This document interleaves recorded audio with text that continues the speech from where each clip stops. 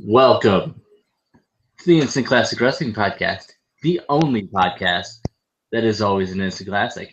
I know we forgot to say that in the last video. I just realized that a while back, and I was, but we did it. We're trying to keep doing it because we forget because we have so much on our minds right now. It's gonna be a crazy couple weeks. I don't know. Anyway, so a moose, a bull, and a peacock walk into a kingdom, a bar. You know what? Never mind. We're not gonna talk about jokes. No, this isn't a show about jokes. This is a show about wrestling, and we have a little bit of yeah, the W wrestling. We have a special review tonight. We are gonna do a 2-for-1. Yeah, that's right. You are gonna get two reviews in one video. I have no idea how this is gonna work out. This is a trial and error. So I think let me see which one do we want to start out with. Since I just opened it, we're gonna start off with NXT, which was a pretty good show. I liked it, So we open up with a match, which is rare for WWE. You don't really get matches at the beginning of the show, or 5 minutes into the show, or 15 minutes. You usually have to wait 20 minutes, half an hour for a match. Anyway, we get Enzo and Cass versus Dawson and Wilder. I thought this was a pretty good match. You know, the only problem I have with it is Enzo and Cass's matches seem to be getting a little bit kind of repetitive. With Enzo starting out and getting beat down until Cass gets tagged in finally. I don't know if Vince is getting more into the writing on NXT because it seems like something Vince would do. Oh, let's do that again, over and over and over again.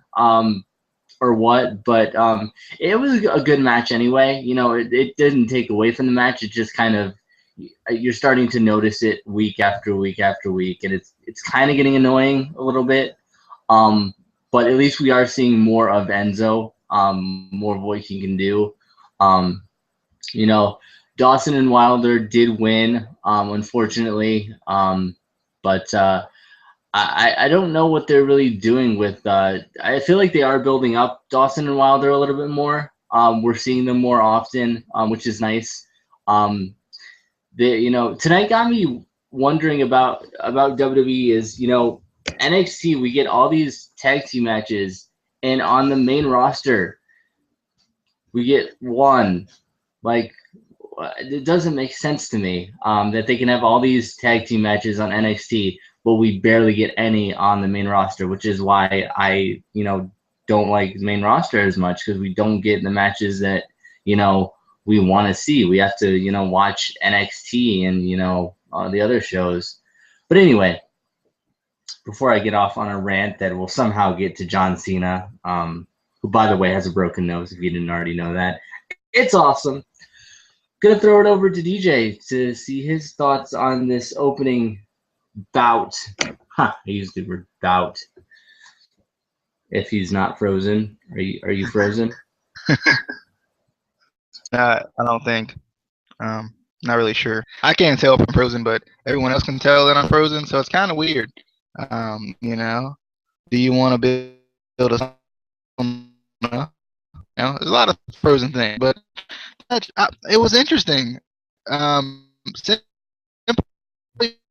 because I was like, no, emotion or every negative emotional word I could. Cool that Dawson Wilder did win. I thought it was cool that feel like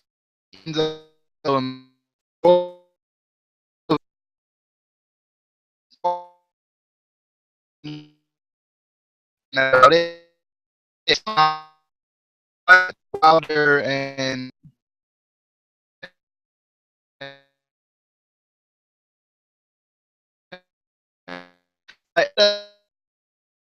it's a hot difference maybe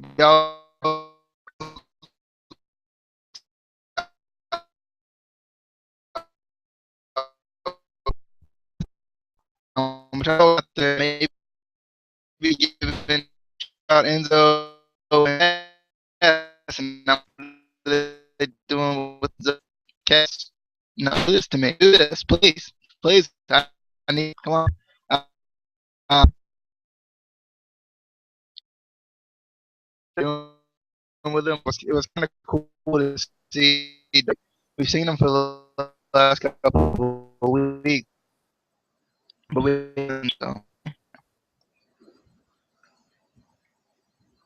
I'm just gonna say I literally have no idea what you said because you are that glitchy, and I hope it's not going through on the recording. But anyway, so we're gonna move on and hope that it comes out or it gets better because internet and Google Plus and don't ever use Google Plus. You know it's good, but it's not good. It's I don't know. I love it, but I don't. Anyway, and I opened the wrong tab there. Anyway, so moving on from our technical difficulties. Devin Taylor interviews Jason Jordan and Chad Gable, who is ready, willing, and Gable, if you didn't already know. She asked them why they think they mesh so well together.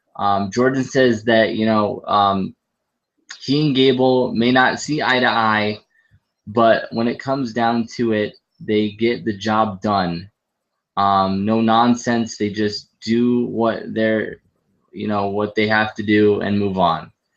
The ending of this promo interview was kind of funny. They kind of played off each other, which I think they do pretty well. You've noticed it a little bit more in the past couple weeks.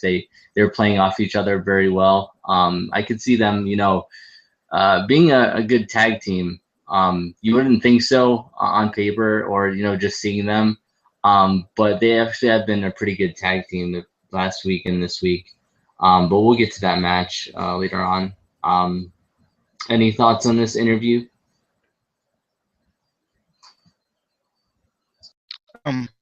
I agree with their job of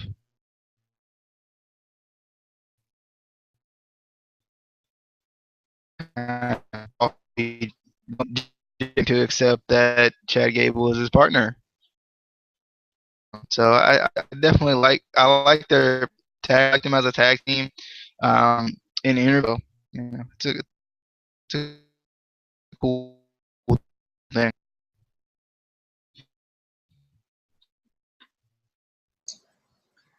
Yeah.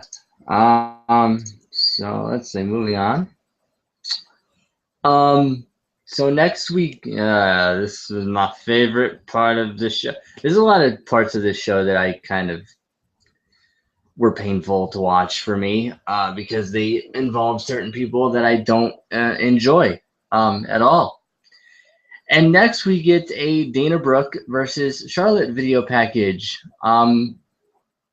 This part didn't even bother me so much that it was Dana Brooke. The part that bothers me is this feud is literally based off of a tap out commercial. They got so lazy that they set up a feud over a commercial. Really? Come on now. They could have done something in the back where, they got into a fight or something. But no, I just think it's dumb. Other people might like that, they're doing a feud over, jealousy over a commercial. But I think it's stupid. I really do. Any thoughts on the video package or the feud? I mean, my only thoughts are that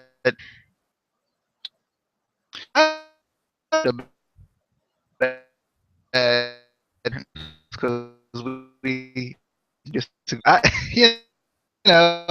think it's that bad though that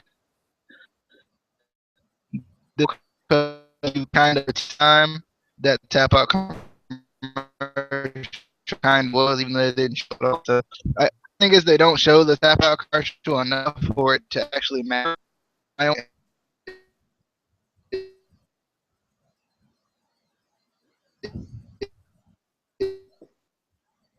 thought like twice, and that was so I don't know, but they book an interview sometime in the near future after this. I didn't think where it is. Sure she did. Yeah. Sorry, I'm trying to go on to Google Plus and see if I can watch the stream at the same time to see if it's as glitchy as it is here. But anyway, yes, we try to watch ourselves while we're recording because we're that awesome. Anyway, so we get next we get Baron Corbin versus. I was so excited about this versus Jesse Sorensen. If you guys don't remember, he had a run in TNA back 2011 to 2013, and I haven't seen him since then. And he's awesome, and they used him as a jobber, and it made me sad, and I cried.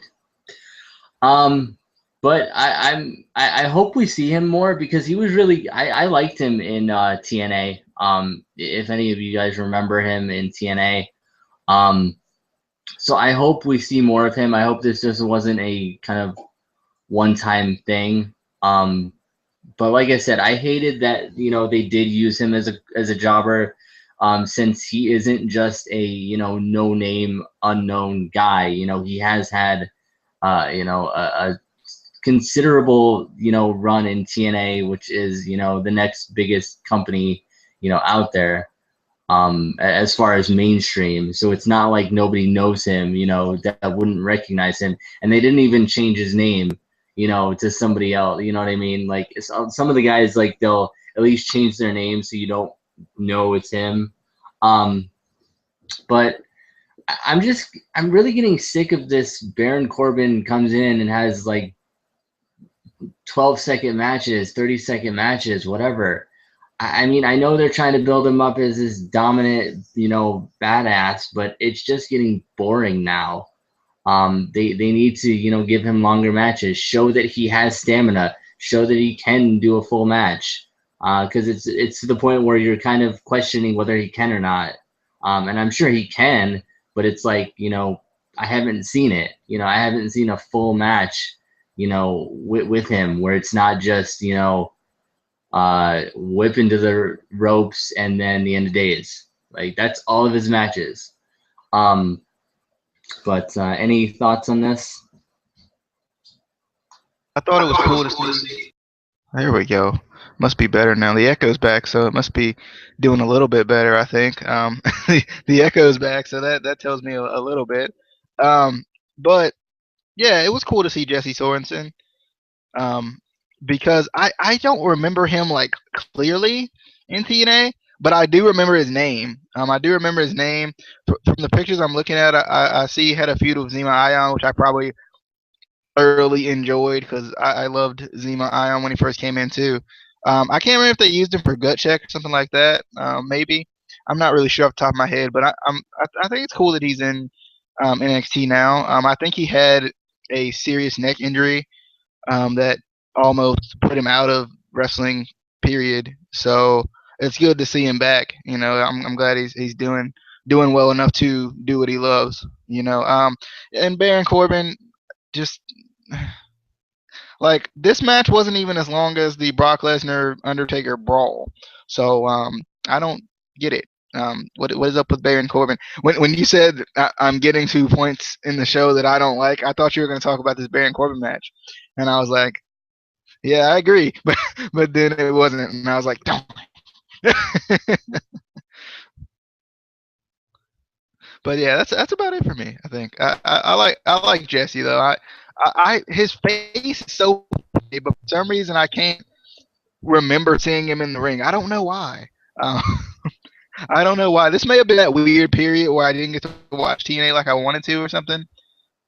So Yeah, now that you mention it, I think he did. And I think it was actually in a match with Zima Ion where where he did break his neck or something like that. And now I hate when people talk to me when I'm in the middle of a video and I'm like, "What's up?" Anyway, yeah, as I recall, he did. I don't know if he broke his neck but it was a serious injury. And they weren't sure if he'd ever be back. But luckily he is back. Because I really liked him, and I was kind of upset that he broke his neck, and I was like, dude, why'd you do that? Not that he could help it. He's not Jeff Hardy, where he just do stupid things that he could not do. It was an accident, but whatever. Um, but yeah. So I'm excited. Hopefully, he is actually gonna. He did get a contract with WWE. I haven't really looked online to see what's really going on with that. But that would be cool. But anyway. So next, Tyler Breeze storms into Regal's office, mad that Regal hasn't gotten back to him about wanting an opponent for the next Takeover show. Regal says that he's gone to the ends of the earth for an opponent for Tyler Breeze, and also says that he should be careful what he wishes for.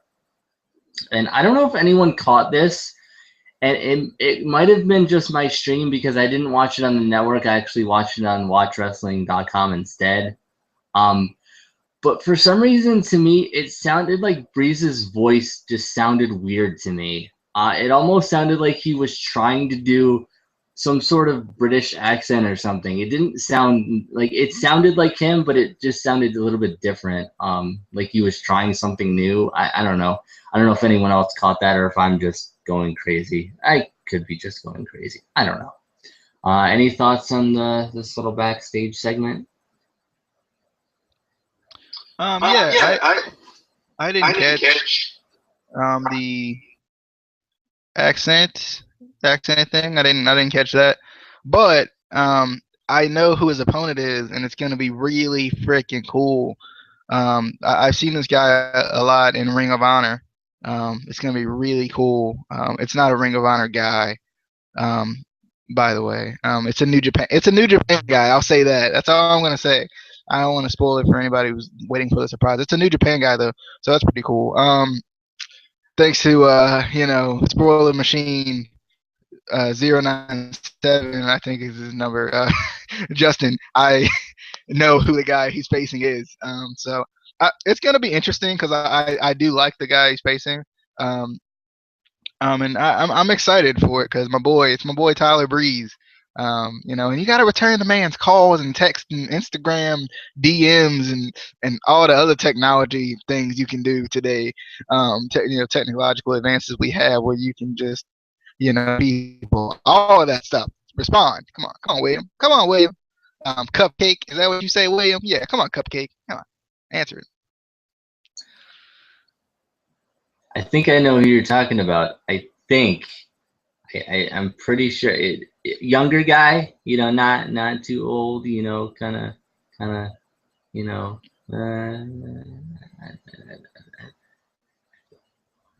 think I know. I don't know if he's that young. I don't know. I don't know if he's. It's two. There's two that I'm thinking of. I don't know. I'm just gonna have to wait. I'm gonna have to wait, or talk to Justin.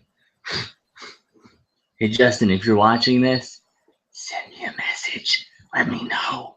I want to know.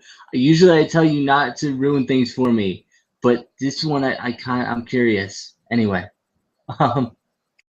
back to the show. Now I'm really curious now. Why? So next we get this is going to be DJ's match that I decided because I decided that Jason Jordan and Chad Gable versus Elias Sampson, and I couldn't comprehend the other dude's name because it's like Italian or European or so. I don't know. They said it a couple times, and my brain couldn't understand the syllables and the words that were in a name, and I was confused. Yeah, go ahead. All right. My, I like this match because and Jason Jordan. I've always liked Jason Jordan. And I've always liked Chad Gable since he came in too. It's amateur, but it's more different. Like so quickly, so fluid with the way he does his takedowns, and he has some interesting like submissions. And I'm like, I like this guy, and plus he's ready, willing, and Gable. So it just all fits together. And Jason Jordan's really growing on me too. For some reason, they felt really heelish though in this match. It felt like they were trying to make them a heel tag team in this match for some reason. And I was like, why? I love Chad Gable so much. Don't do this to me, WWE, please. Uh, but yeah, like I don't know what it was, but to me personally, I felt like they were making them into a heel tag team. I love their little lifting back suplex that they do for a finisher. Love that move. Same thing with Dawson and Wilder. I forgot all about that. Their little like lifting what is it, lung blower, I think they call it, lifting lung blower, lifting code breaker, or whatever you call it. But I like that move too. I really like some of the finishing moves they're coming up with for tag teams now. So you got any thoughts on Team Ready, Willing, and Gable with the towel that I don't have? Yeah, I'm still waiting for the T-shirt. I'm waiting for it. It's not coming yet, but I'm waiting for it. Yeah, I like this match. I do like I said, I like Chad Gable and Jason Jordan as a tag team. Even though Jason Jordan still has an open feud with another wrestler that I'm not gonna name because WWE doesn't listen to me. Finish your feuds, WWE. Finish the stuff that you start. Oh, anyway, it did a little bit seem like they were, building them as a heel tag team, which I mean, I could see that. Jason Jordan is obviously more of a heel, and I could see Chad Gable as kind of that, annoying heel type guy. Not necessarily trying to be heel, but still comes over as a heel. Um, but I like this match. I'm excited to see what they were doing with them. Hopefully they are keeping them together as a tag team. And I'm sorry for the other dude that I didn't know his name. He did. Yeah, he looked pretty good in the ring. I'm not gonna lie. He was pretty good. It's just your name. I can't do it. I can't. If they put the thing up on the screen where it said your name and I could read it and try to figure it out, I could do that. But they didn't do that because he was already in the ring. I hate that. I hate when they're already in the ring. It annoys me. At least give them an entrance. Come on now. Everybody deserves an entrance. Even referees get entrances sometimes. When you go to the live show, they do, but I don't know. But anyway, we're gonna move on before I get on a rant about entrances and referees. And Devin Taylor's back with an interviewing my favorite diva of all time, Dana Brooke, with Emma. I'm gonna be honest, I zoned out. I was just looking at Emma because, damn, I'm sorry, but she's hot. She's just looking all kinds of hot, and I don't care about Dana Brooke. I really don't. She still hasn't impressed me. Her voice, it just annoys my mind. Any thoughts on this interview? All right. To be honest, yes, I agree. Emma is looking fine in that red. I'm not gonna lie. I saw her when they came out for the entrances, and I was like, like I was like, wait, but I felt like this interview was really a stepping stone for Dana Brooks tonight. I thought this was probably the best mic work I've heard from her personally. I listened to it and I was like, I kind of liked it. I don't even remember what she said because I didn't get a chance to write it down. But I just really liked it though. Which is funny. I loved it, but I did not have any idea what she said. But yeah, I really did like it for some reason. And I don't know. I feel and not like a fungus or anything like like like like hair. Sometimes it looks good and sometimes it doesn't. Sometimes you gotta settle down a little bit. I think it's pretty good. That's a pretty good analogy actually. Sometimes it grows and sometimes you're like, what is that on your head, bruh? It was a good analogy, man. I thought about that for a solid 8 seconds. Okay, so it was really good. But yeah, I think she took a step in the right direction tonight, or Wednesday night when she did this interview. I liked it. The match, the match, but the interview, good. Bruh. Okay, I will agree. I feel like it was a stepping stone for her. It was better than her past interviews and mic work, but it's still. I feel like there's just some wrestlers and divas that you generally just don't like. I'm sure there's always that one or two people that you just don't like, and she's one of them that I just don't like. I don't eat Michael Tarver. Michael Tarver. Oh, sorry. Exactly. Exactly.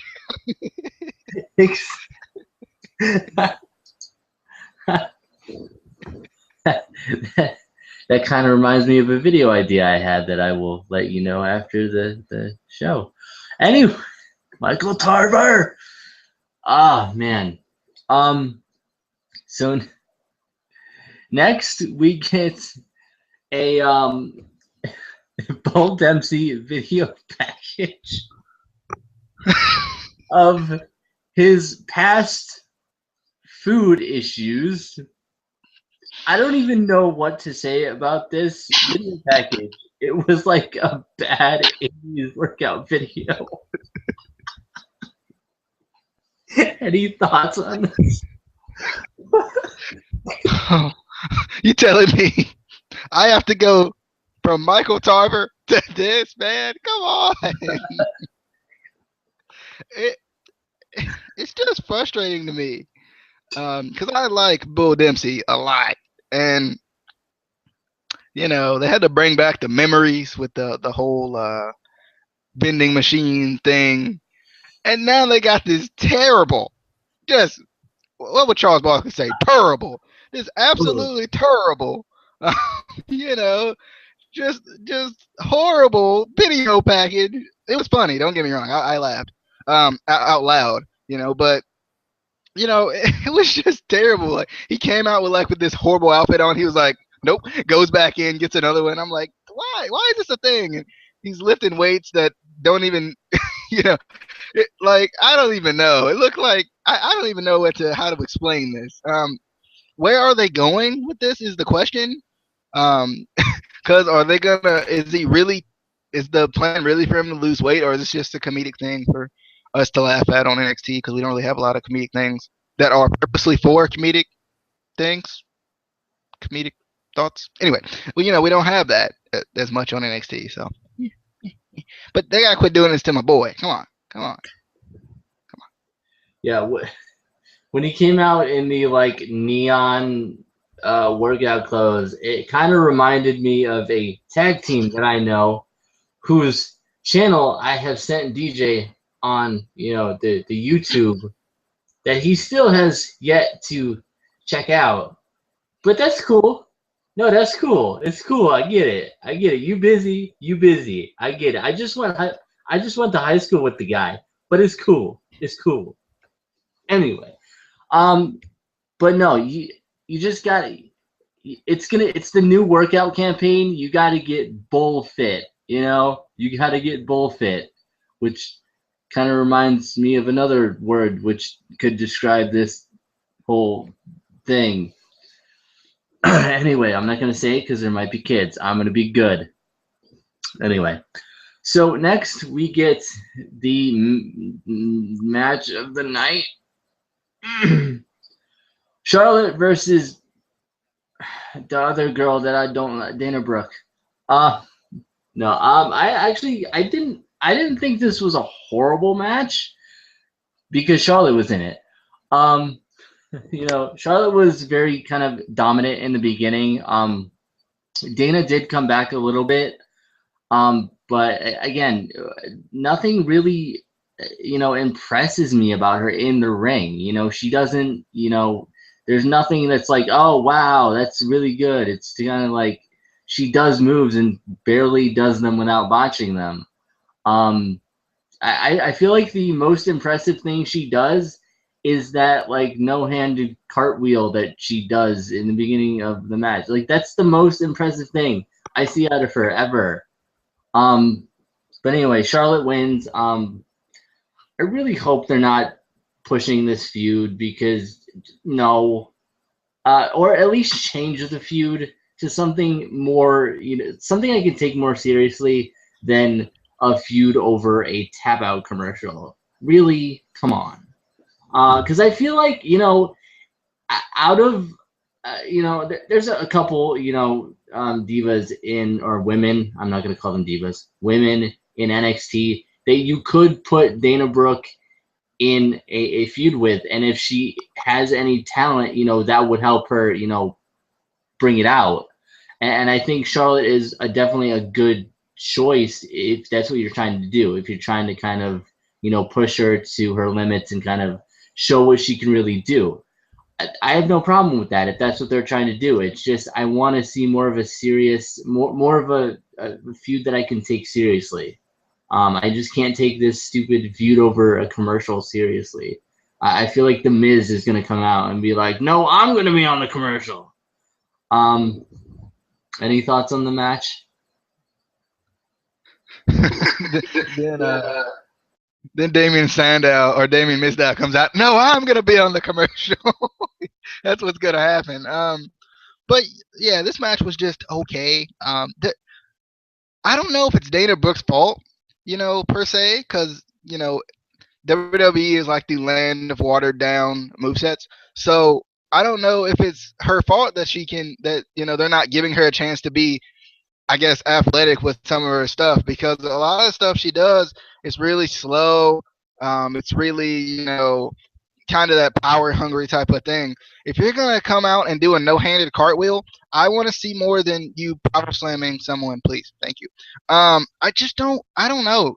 In the ring, she's not bad, but she's not showing me enough yet. I'm just not reeled in yet. You gotta put the worm on the hook. You gotta throw the hook into the water with the rod, because if you throw the hook in the water, you're probably gonna just lose it. And you gotta reel me in, baby. You gotta reel me in. Come on. Yeah, that's all I want. I just want to be reeled in by Dana Brooke. No, that sounded horrible. Anyway, love the gray hair though. The new grayer look. It's different, I guess. It separates her a little bit more from Amanda, because I hate that girl. I hate her. Oh, I hate her. The Tough Enough contestant, if you don't know who I'm talking about. I don't hate her as a person, but her portrayal on Tough Enough just makes me upset. And it makes me think of Dana Brooke. They look similar. They act similar. And I'm like, no, please, please, no. I'm trying my best to like Dana Brooke. Don't do this to me, please. But yeah, like I am not a fan of her matches yet, because they're not showing me enough yet. It's gonna happen though. I see it. Just like Eva Marie. Her debut was last week. Did you get a chance to watch that? Just thought about that.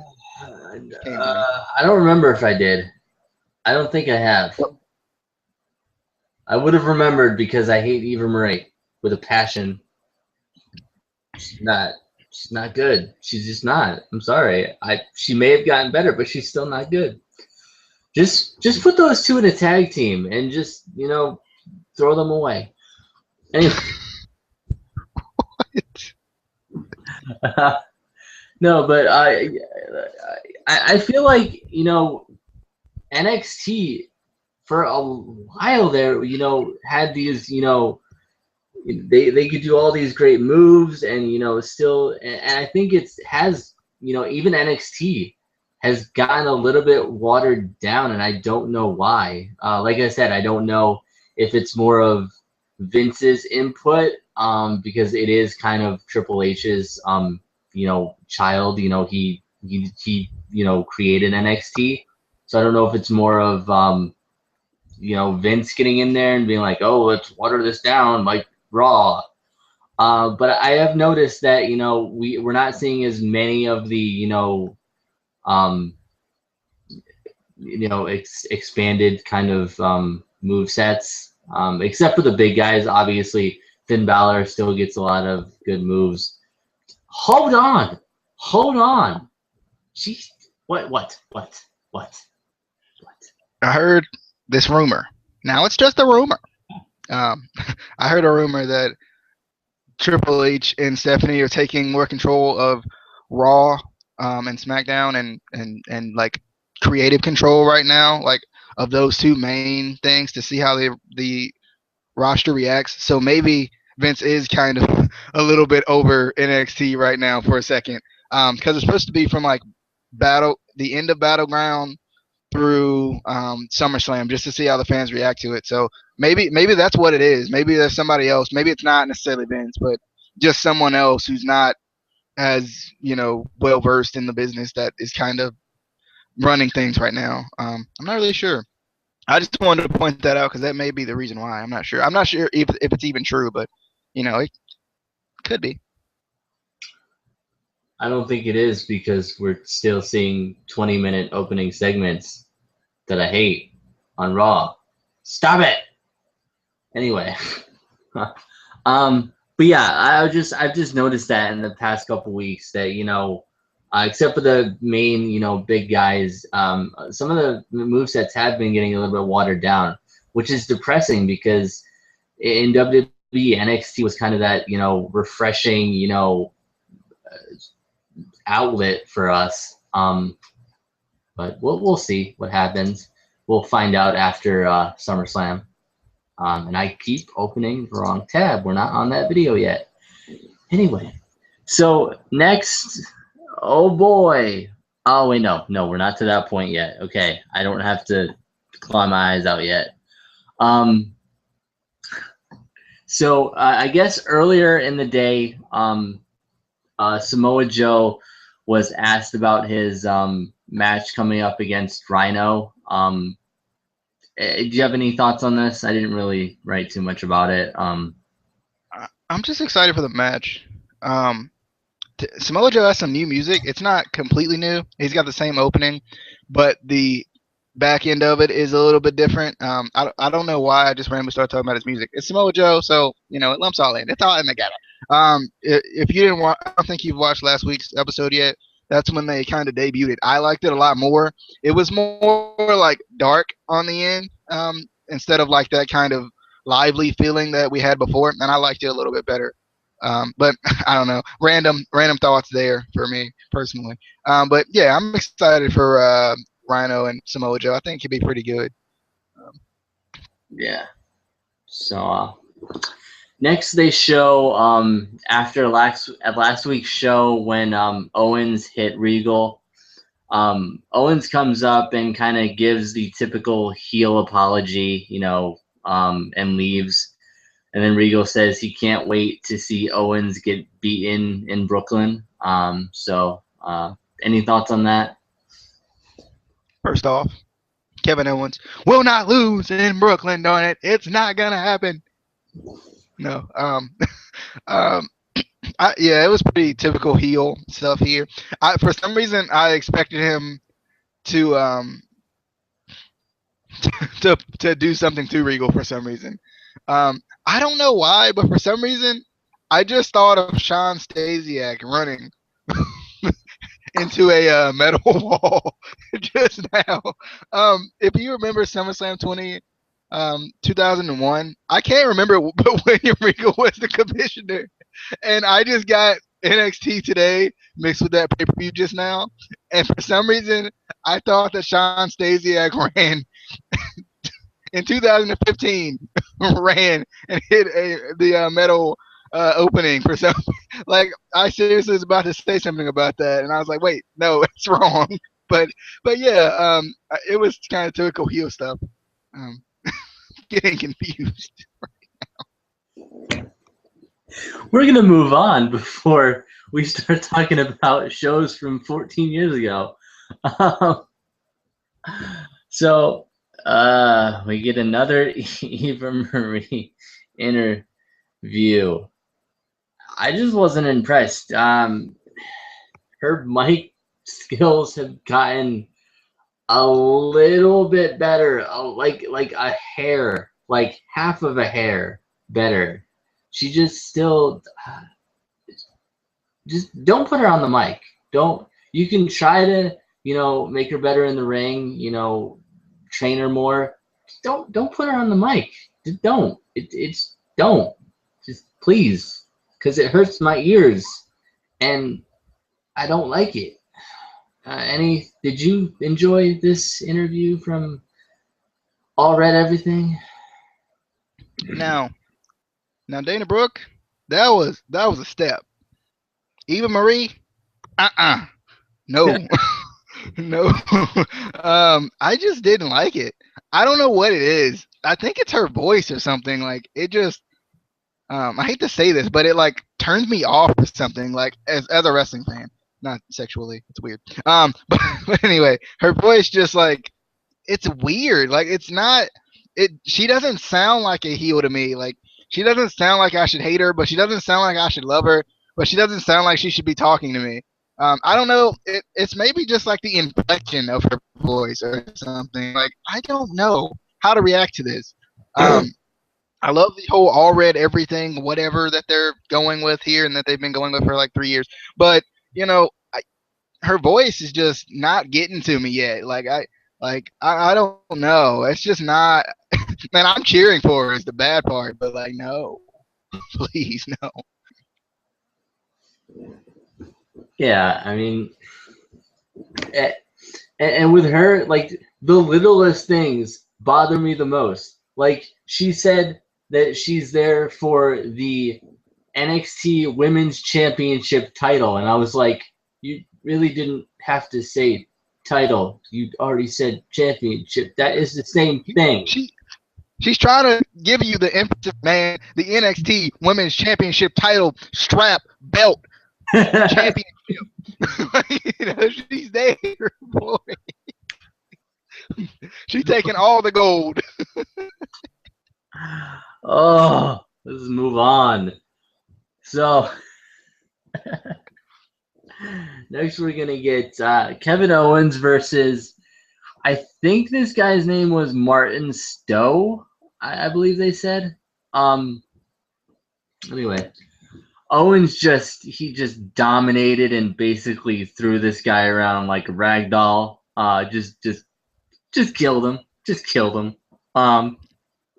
Owens, and then he continues to, after the match, he continues to powerbomb Martin on the ring apron, which this one to me did not look that good because if you notice his arms kind of, Martin Stowe, whatever, his arms went onto the ropes, so he didn't like fully hit the ring apron, like Sami Zayn does and, the other guys. So it just didn't look as, impactful as the other ones. It looked bad to me. But I mean, he is a jobber, so you can't just kill a jobber. That's not cool, man. But any thoughts on this match? I feel like tonight was the show of the jobbers. Yeah, that's funny. Because in Ring of Honor, we got like two jobbers for the first match. But but anyway, I don't understand. I don't know what it is about like jobber matches, but for some reason it doesn't make me feel like anyone's any better. This was just more of a frustration thing. He's upset that he lost the title, so he's just gonna kill everyone. They should have put a match with him. I would have took that power bomb and I would have just took it on the apron, right on the back, right on the spall of the back, and I would did good. No, I don't know who this Stowe guy is. I really didn't even catch his name. So I I don't know who he was, but he got beat pretty quickly. Um, like they didn't have any chill with the jobber matches tonight. There was no like fighting back or anything. There was nothing. You were gonna get killed, and there you go. See you. I'll see you later. But yeah, I like that he ended it with the power bomb to the apron. I'm surprised no one came out. I was expecting somebody to come out. Usually when he does these, someone comes out, but not this time.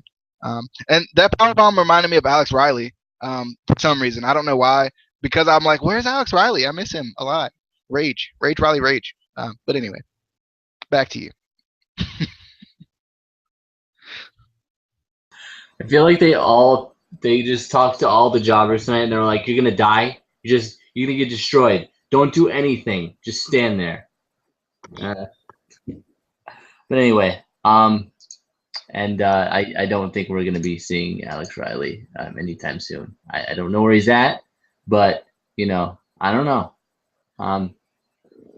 So next we get Rhino's thoughts on Joe's comments earlier, which turned out to just be a video package that didn't show any of his thoughts on the I don't know. Any thoughts on this? The miscommunication from WWE telling us one thing and then giving us something completely different.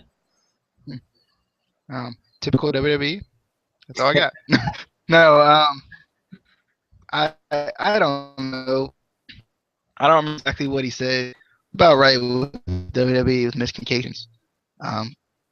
But yeah, that I really have nothing. I'm more excited for the match than I am the segments and stuff. As far as I like Joe's better than Rhino's, so Joe 1, Rhino 0. There we go.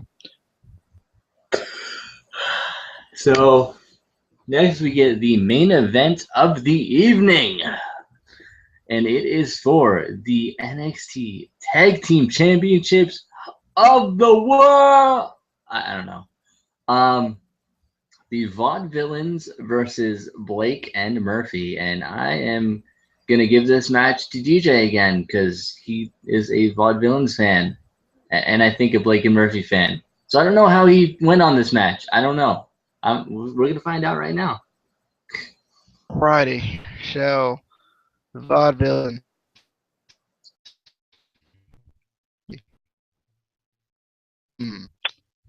Bliss, yay! Probably second part of the match. No, I won. Alexa, they were wearing pink tonight. Why wasn't your hair pink? Why was it red? I don't understand. I don't get it. Take some lessons from Natalia and get that. Number 2, Murphy. I don't even know your first name anymore. I know Wesley Blake, but Murphy is just Murphy. Are you wearing on your head? And I mean your hair. I hate it. Dye it back, please. All kinds of upset by this match. Because I wanted Alexa. You can't do this. You can't do this. We saw into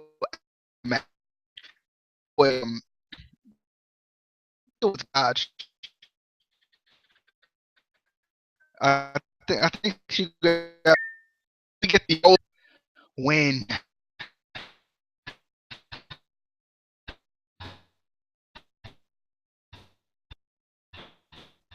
Logically, I didn't think that the which hands right now. We got to take over up sometime in the soon future.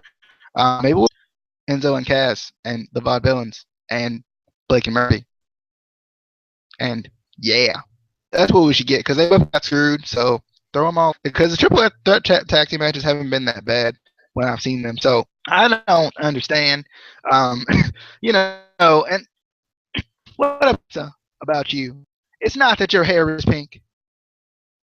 It's not that. Oh, you're well, your hair is red. Your hair is red. It's not that you're with Blake Murphy, but it is. Taps is what it is. Okay, that's what I have a problem with. And you didn't show any respect to my future tag politely through the second rope. I know it wasn't about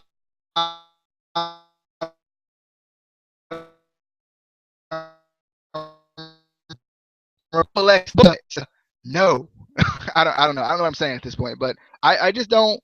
I'm not a fan of this Blake and Murphy run. They're still very generic to me when I look at Blake and Murphy. Like the.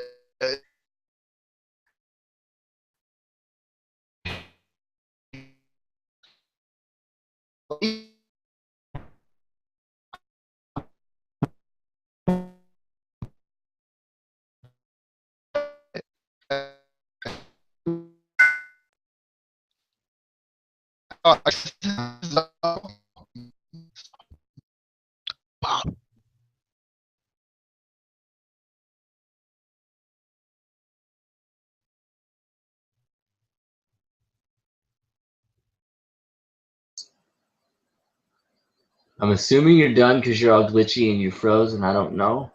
Are you still there? Okay, were you done?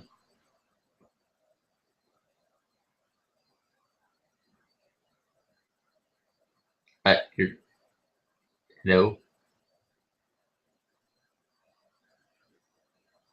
DJ, come back! I need my co-host to not be glitchy right now, because I cannot understand the words that are trying to come out of your mouth, that are coming out of your mouth, but aren't being communicated to me right now. Hello. Hello. Now. Oh, okay. So you were done? I'm done. Been done. I do agree that Blake and Murphy are still really, really, really generic.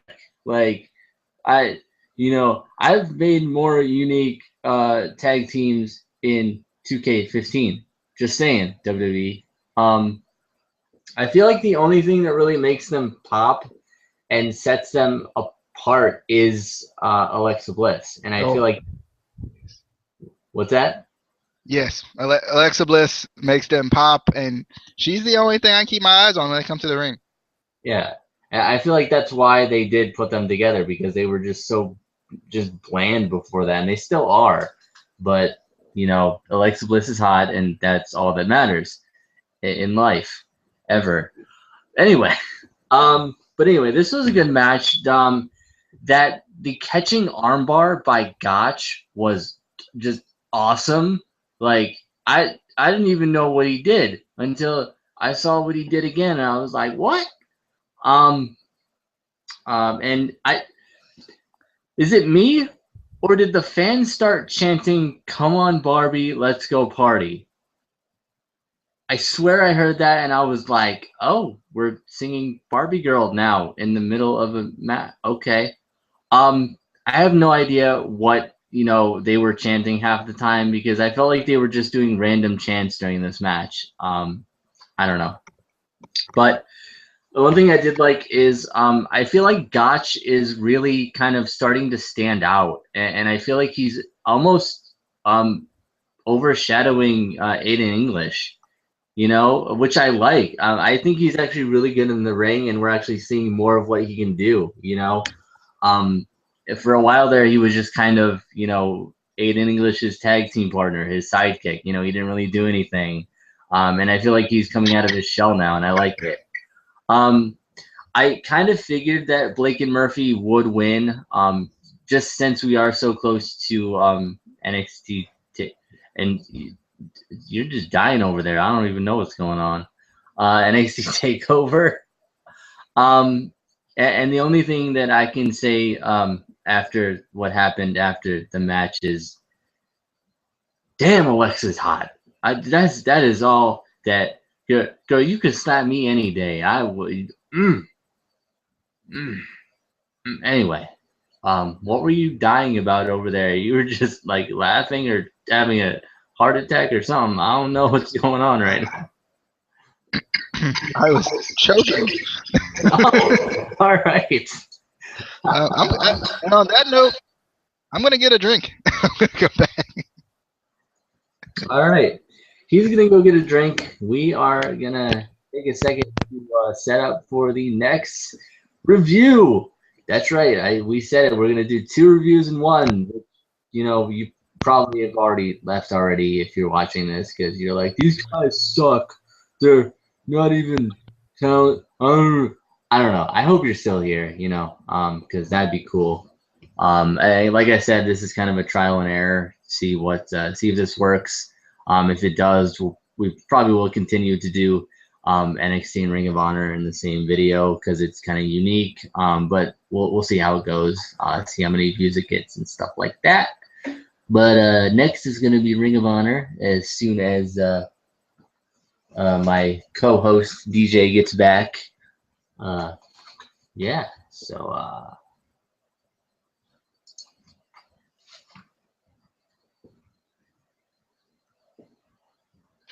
So we are back. No, I don't know where you went, but we are I'm here. somewhat back. We are somewhat back. We Halfway. Oh, we're back. We're back. Back on the air. we're back. We took a slight intermission, but we're good. We're good. So anyway, welcome to the Instant Classic Wrestling Podcast, the only podcast that's automatic. Blah, whatever. I don't know why I did that, but I felt like it needed to happen again because it's the beginning of another review. Anyway, so like we said, Ring of Honor. We open up with the Kingdom versus Jobber Tag Team 1. I don't know. We did get a nice "Let's Go Jobbers" chant, which that was fun. But this actually was a really good match. Even for the Jobbers, I felt like it was a really good match. It definitely was a jobber match, but I feel like the Jobbers actually kind of got some good offense in there. It wasn't. They actually made the Kingdom work for the match. They had to really work to get the win, which I liked. Any thoughts on this match? First off, Maria Kanellis, I love you. A lot. No. For some reason, I don't know.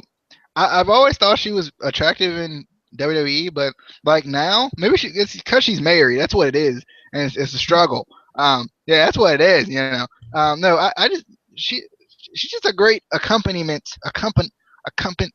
whatever the word is. That's not a word I know. But she's she's great. She's like a great asset to she's the queen, actually, the great queen of Ring of Honor. And I like it. I like her with the Kingdom. You know, she puts butts in the seats, man. Butts in the seats. But yeah, this match was one of those jobber type of matches.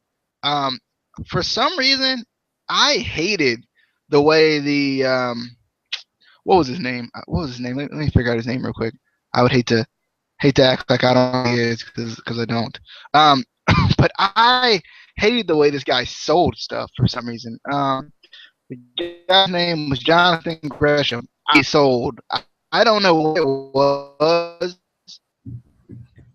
but I do. It wasn't that bad. I just felt like he was underselling stuff for some reason. Like some of the like the super kicks he sold weird was like what? Like and I was like good. I just the way he sold for some reason. But yeah, happy, Michael's happy, Taven, Adam Cole slightly not happy in the corner because they're kind of trying to kick him out. So they're all happy, but Adam Cole, baby, is not, unfortunately. Shame that he is not happy. I'm getting glitchy because Casey's looking at me like he doesn't know what I just said. So I hope that everybody else got that because I said a lot without saying anything like that. I got some of it. I got enough to kind of understand. So This young gentleman that was underselling, would you say he was John Cena-ing? Because John Cena doesn't sell. I don't know if I'd say he was John Cena-ing. Um, John Cena-ing. I don't even think that even works. I think if you add an ing to John Cena's name, it doesn't really work in like the literary elements of it. But we'll say it for the sake of saying it.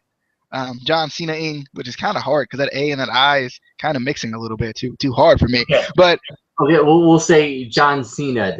He John Cena'd it. There we go. okay, That a works. little bit better. Yeah.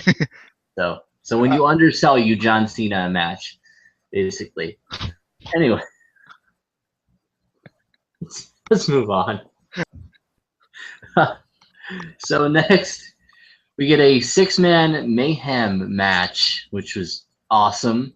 The participants were Caprice Coleman. We'll get to that. Calm down. Caprice Coleman, Brutal Bob Evans, Silas Young, my boy Cheeseburger, elk or reindeer or what is water buffalo? No, that's not it. Moose. Yeah, that one. And Dalton Castle. So I'm gonna give DJ this match because this was a hard match to follow. I feel like anything over a triple threat match is sometimes hard to follow. So reviewing is like, so that's why I'm giving you this match. I'm such a good co-host. Give me the harder matches, huh? Is that how it is? But yeah, I like this match. I thought it was very interesting. I like how 2 people were in the ring at one time, and it wasn't like 6 people in the ring. They just all attack each other and all weird things. It was more so that 2 people were in the ring and the other 4 were outside. They had to tag in to get in. I like these type of matches. You don't see them enough in wrestling, so I was a fan. This was a good match. It had its moments. I was like, yes, this is a fan. I mean, I'm a fan of this match here. I like Cheeseburger. He make Cheeseburger's a cool fella. I think that was a little disrespectful of me. He's a cool guy though. He's a little fella. I think I can say that without disrespecting him. But I like him though. I like Cheeseburger.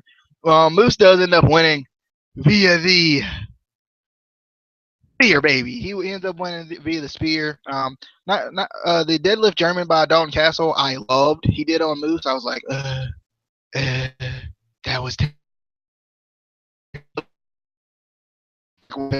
now. Big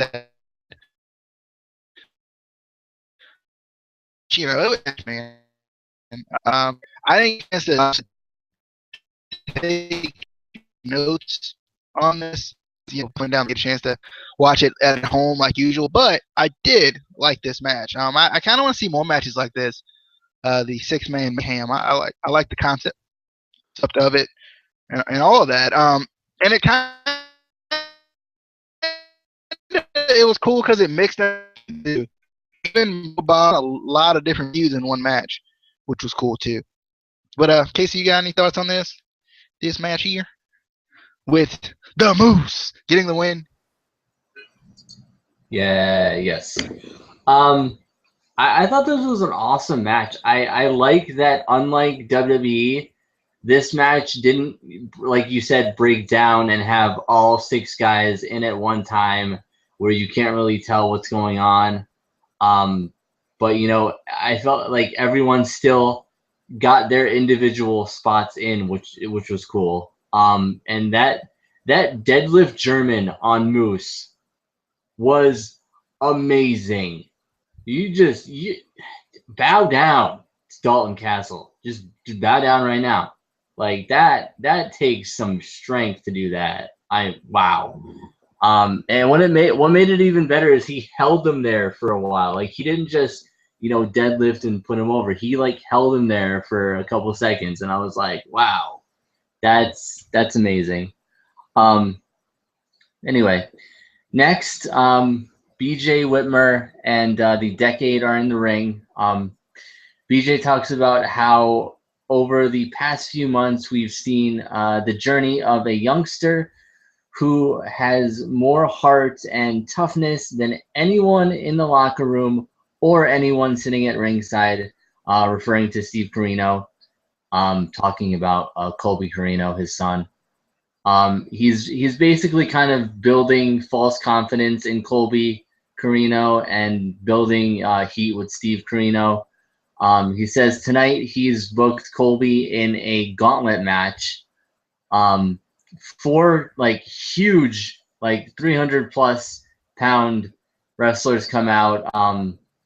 Steve finally, has had enough and gets in the ring to kind of try and stop it. Before Nigel gets in and kind of breaks it up before commercial. I'm wondering what exactly they're gonna do with this feud, because as far as I know, I thought I thought Steve Corino had to retire because of an injury. I may be wrong. So if that's the case, I don't see the point of them building heat, with him if he can't, like if he couldn't do a match. It doesn't make sense to me that they would be building heat for that. But I'm just kind of curious what they are doing with this, storyline right now. I mean, I like it, and it's cool, but I'm just kind of curious what they're doing with it. Any thoughts on this segment? Yeah, and we can't get the match we want as fans, I think, right now with either BJ Whitmer or Steve Corino, because BJ Whitmer tore his ACL. So there's nothing we're gonna get for another year, because BJ just recently had surgery. I think it was probably 2-3 weeks ago or something like that. He said it at Death Before Dishonor. So there's no way we're gonna get that match even on BJ Whitmer's side of it. I don't know what they're gonna do with this. I don't know what the finish of this is. I don't even know if they're preparing Colby Corino to even be a wrestler right now. I know they're preparing him to be a wrestler. I know he's training and whatnot, but I don't know if they're preparing him to be like ready yet, right? Like after this whole thing is over. So I don't know. It's interesting because it's a little bit different with Colby Corino and Adam Page. When Adam Page came into the Decade, he was ready. You could tell. You could look at him and you could tell he was ready. But with Colby, he still looks really like a young kid. He looks just, I hate to say this, too small. For them to actually use him effectively, because he's about the size of Cheeseburger, and I don't feel like Cheeseburger gets used as much as people want him to, especially Casey. He's Casey's boy, so and Cheeseburger's really small, so I feel like he's got to put some muscle on or something to make it look like he can take the bumps and everything he needs. But yeah, I'm interested in this feud, and I want to see the ending of this feud, how it goes. But we can't really get the payoff we want as far as if we want BJ Whitmer versus Steve Corino. We can't really get that right now. I just got the best idea ever. Okay, so Cheeseburger and Brutal Bob Evans were in a tag team called Brutal Burgers. I got it. You put Cheeseburger and Colby Corino in a tag team together, and you call it Colby Jack Cheeseburgers. Okay. I honestly felt like, to be honest with you, I felt like you were gonna say instead of a wrestling match, we do a wheelchair basketball game. Because BJ Whitmer obviously can't wrestle; he's got a leg injury. Steve Corino, no need of injuring him. Wheelchair basketball. There we go. Whoever wins gets the wheelchair basketball small trophy that's like this big. Whatever. I don't know. Yeah, I don't know why I thought wheelchair basketball immediately, but yeah, Colby Jack Cheeseburgers or whatever you just. Was that it? Colby Jack. Yeah, Colby Jack Cheeseburger. Colby Jack Cheeseburger. There we go. Yeah, they could do that. That'd be something I would want a T-shirt of. I would want a T-shirt with Kobe Jack cheeseburgers on it. They should do that. Ring of Honor. I said, Ring of Honor should take note. Yes, they should. And next, I believe was the main event. Unless I missed something in there. Did I miss anything? ACH versus Bobby Fish is next, I think.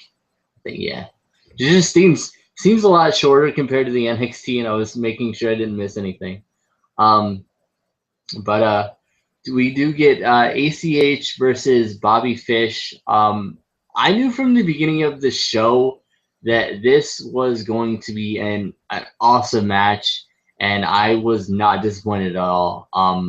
I didn't even write a lot about this match just because I was watching it. I was really, getting into it. I would love to see, more matches like this where, they're not necessarily even in a feud together. They're just, really good wrestlers having a really good match. They could do this, it could have been, Bobby Fish or Kyle O'Reilly versus ACH, and it would have been awesome. But I was just really excited about this match. I love these guys working together. Bobby Fish is more of a kind of a mat-based, technical wrestler, but he still can kind of, keep pace with ACH. I feel like Kyle O'Reilly could a little bit better, but I love this match. I hope to see more matches like this. Just good matches. Matches that like I said, don't necessarily have to be a feud. Just a good match. Did you have any thoughts on this? I definitely like this match. Two very talented guys, and I think it's nice to see Bobby Fish in singles competition. You don't see it all the time because he's always with Kyle O'Reilly, which is always terrific. So it's cool to see him hold his own in singles competition too. Love that freaking like spring in swinging flatliner. That thing, I love that thing that ACH does with the whole the way he comes into the ring with it, all of that. That's just really cool. I love that. Um, you know, I love how when ACH went for the dum dum drop, the double foot stomp up and out of the corner, uh, Fish starts hitting him with the dragon screws and trying to work the leg a little bit. But I really like this match. I really did. I enjoyed this match. I thought this match was really good. And like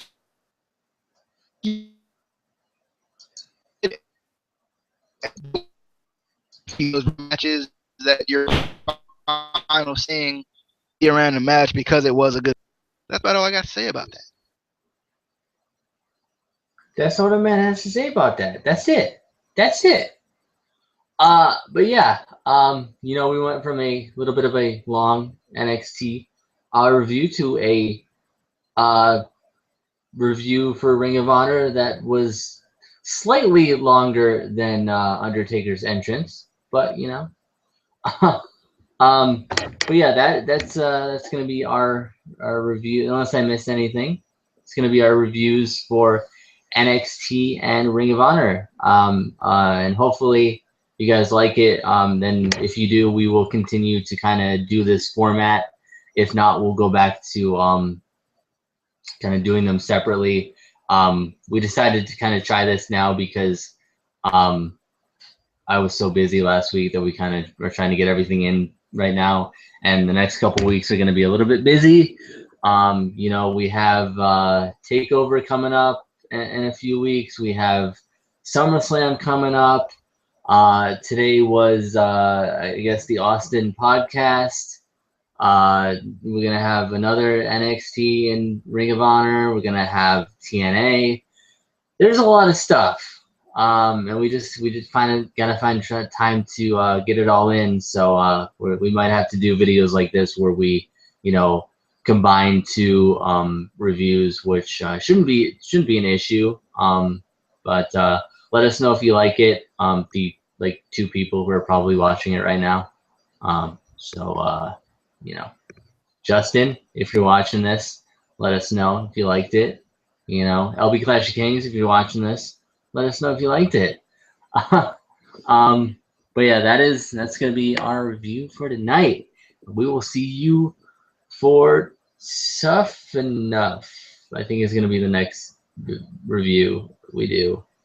Tough Enough and the Austin podcast. I think we're doing next. Yeah, I don't even know who's on the Austin podcast. I don't know. Paige. Wait, who? Paige. Oh, that's good. It's gonna be a good podcast. All right. So we will see you then. Peace.